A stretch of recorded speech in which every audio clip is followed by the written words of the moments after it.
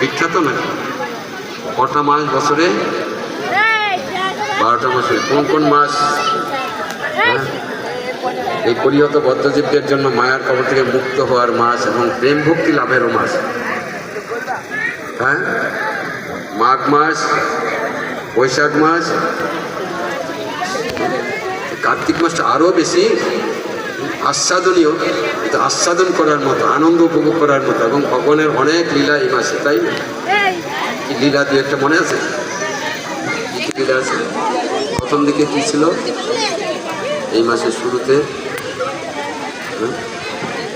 কি হয়েছিল কার্তিক মাসের শুরুতে? গোবর্ধনের আগেও কিছু ছিল। কি কি হয়েছে? বহুলা অষ্টমী ছিল।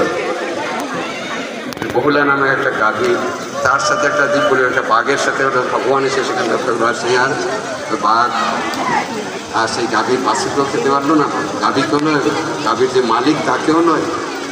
তারপরে কি অরিষ্টাসুর বধ করেছেন, রাধাকুণ্ড শ্যামকুণ্ডের আবির্ভাব। ঠিক কিনা? জয় রাধে, জয় কৃষ্ণ, জয় বৃন্দাবন। হ্যাঁ, শ্রী গোবিন্দ গোপীনাথ